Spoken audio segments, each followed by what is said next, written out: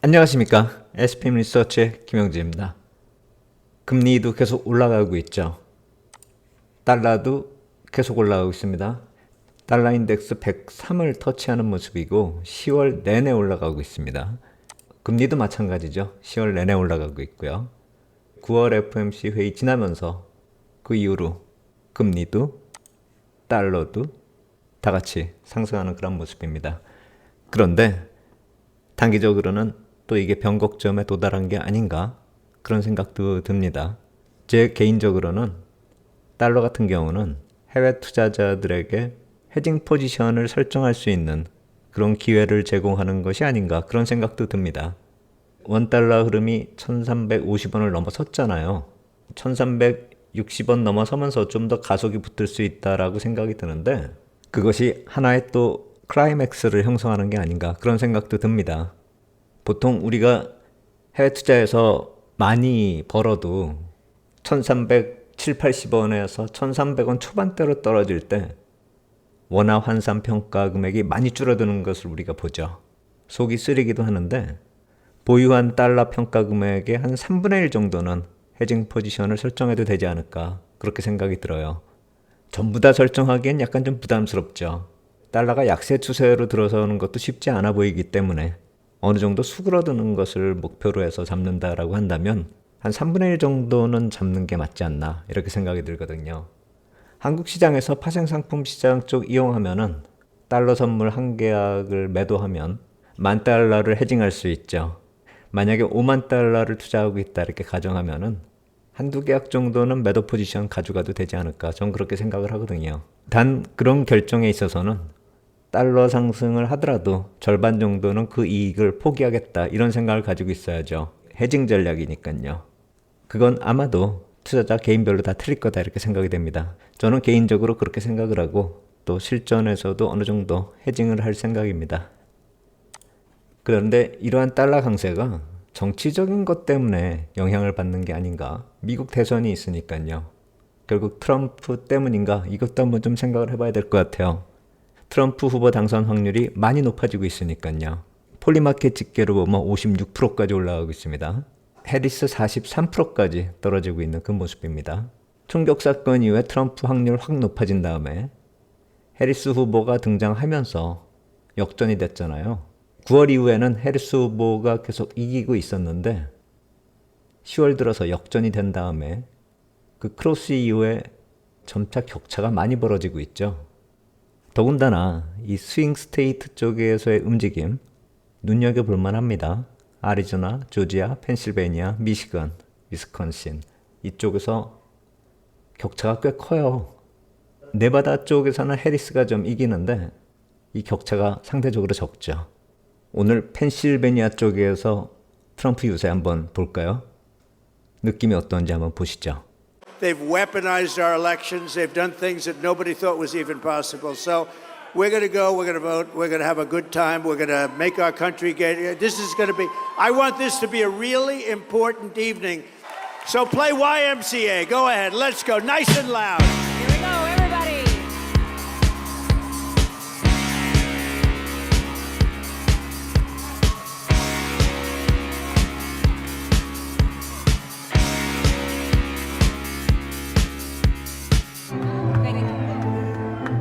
Nobody's leaving. What's going on?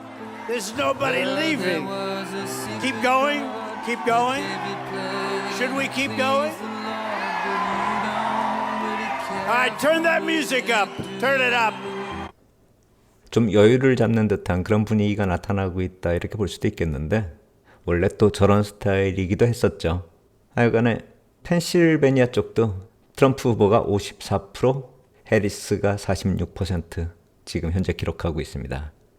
그리고 금리하고 연결을 짓는다고 할 때 대통령 될 확률하고요. 이 하원 쪽의 확률이 같은 당으로 짓게 될 때 그때 금리가 상승하는 그런 쪽으로 나타났는데 이번에도 마찬가지로 지금 민주당 확률이 아직은 더 높은데 최근에 뚝 떨어지는 그런 모습 보였죠. 10월 들어가지고요. 그것도 또 금리 쪽으로 영향을 주는 게 아닌가 그런 생각도 듭니다. 물론 금리에 미치는 영향은 최근에 나타났었던 환경 요인들의 변화도 우리가 생각을 해야 되겠고요. 정치적인 이슈는 참고할 정도다 이렇게 말씀을 드리고요. 그래서 트럼프 때문이다 이렇게 보기에는 약간 좀 무리가 있는 것이고 공교롭게도 겹치고 있다 이렇게 보는 게 맞을 것 같아요. 영향을 주더라도 경제적 요인에 추가하는 정도다 이렇게 봐야 되겠죠. 페드 인사들 중에서 스피치가 하나 또 있었는데요. 이쪽도 한번 좀 살펴봐야 되겠습니다. 제가 페드 쪽 인사들 중에서는 내용을 좀 디테일하게 따지는 그런 분들이 달라스 페드의 로리 로건 총재하고요. 뉴욕 페드의 존 윌리엄스 총재하고요. 그리고 크리스토퍼 월러 이사, 이분들 발언을 좀 주의 깊게 살펴보는데요. 주초에 월러 이사 스피치가 있었는데요. 그 내용 한번 살펴보겠습니다. 그렇게 큰 영향이 있을 만한 그런 내용은 아니었습니다. 점진적으로 금리 인하를 하겠다 이 얘기거든요.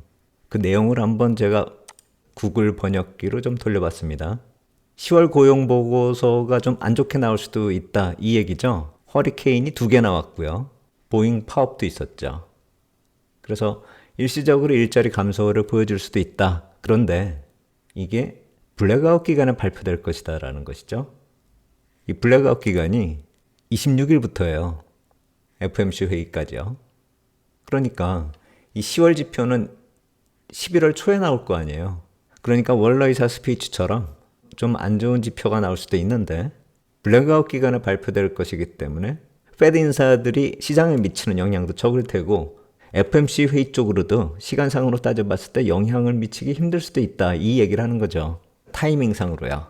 그리고 지난 FOMC 회의 때 경제 전망을 따져봤을 때도 페더럴 펀드 레이트의 장기 추정치 중앙값이 2.9%지만 범위가 좀 넓다라는 것이죠. 하단이 2.4%에서 상단은 3.8%까지 그 점을 감안한다라고 봤을 때 그리고 현재 경제지표 흐름상으로 놓고 보면은 급하게 금리를 내릴 만한 그런 상황은 아니다라는 것이죠. 그리고 10월달 경제지표가 악화되는 게 단기적인 요인일 테니까 그 다음에 나오는 지표까지도 좀 봐가면서 정책 결정을 해야 된다. 결국 이번 회의 때는 큰 변화 나타나기 힘들다라는 것이죠. 그러다 보니까 한때는 50bp씩 2번 정도 내릴 거다 이렇게 예상을 했었기 때문에 나타난 이 10년물 금리요. 그것이 반등을 하는 요인 중에 하나다 이렇게 볼 수가 있겠죠. 페드의 통화정책 자체가 예전하고 경로가 좀 달라질 수 있다라는 것이죠. 그리고 또 하나는요.